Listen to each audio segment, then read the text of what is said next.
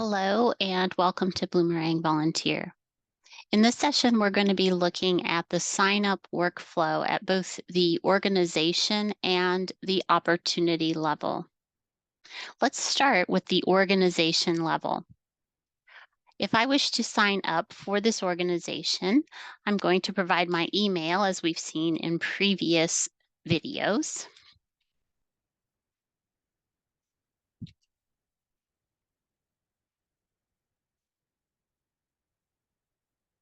I am a new volunteer, so I am going to provide my information. And I am going to accept the privacy policy and demonstrate that I am not a robot by doing a CAPTCHA. Once I have completed this, I can click Next.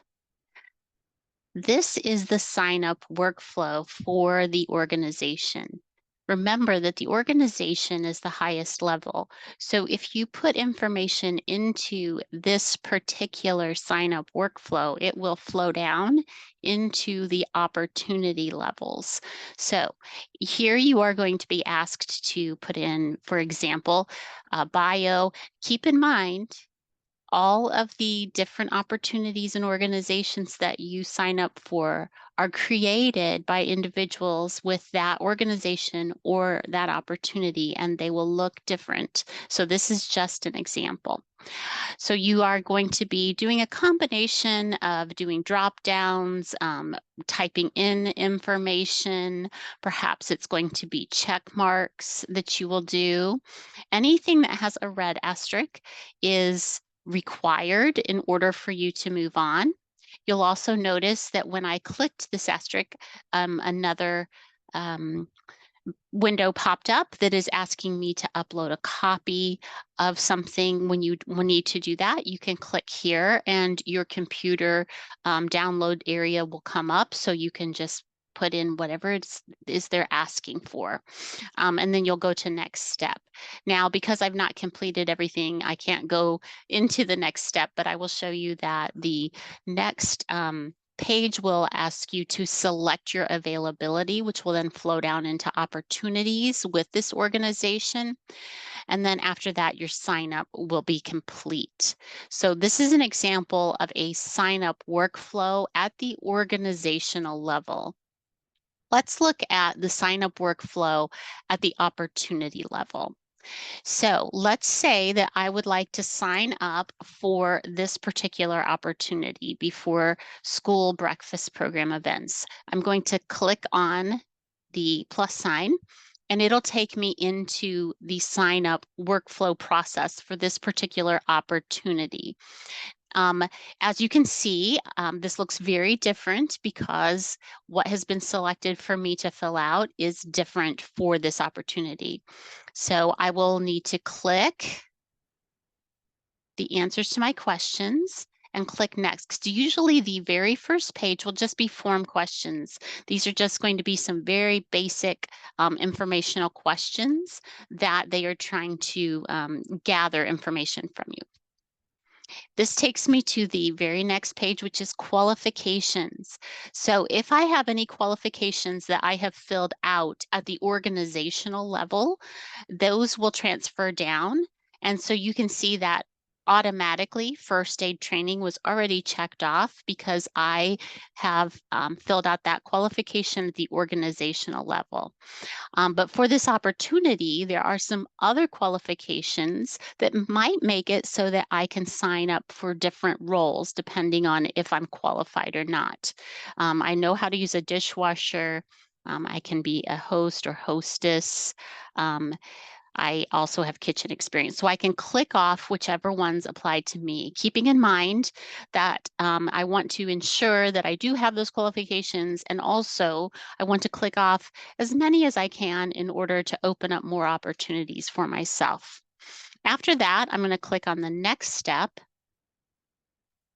And the next step is generally roles. Now, Keep in mind that some opportunities may not have roles. It may be that you just come into the opportunity and you're assigned a role after you get there. They're going to vary, but this is just an example. Okay, so if there were no roles to select here, that would be fine. But I do have some roles that I can select. So you can see here, it says total rows selected. I have 0 selected so far. There may be a box here that indicates how many roles you can select, a minimum and maximum. So keep that in mind if you see that for an opportunity as well. So I could just click off any of the ones that I feel will be applicable to me. I've selected 4 roles, and then I can move on to the next step. And again, keeping in mind that the more roles that you can sign up for, the more opportunity you'll have to work.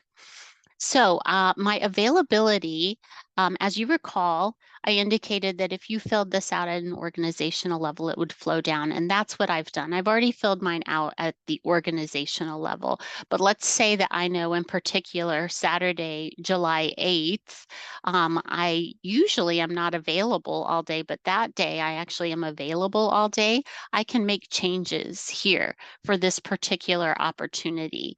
So it is bringing the opportunity or the organization level data here. However, I can make changes if there's a day that maybe is a little different, like the 25th. I know I have some more open time. You can make those changes here. The next step for this particular sign up workflow is to select the shifts that you would like to work. Our next video is going to go more deeply into shifts.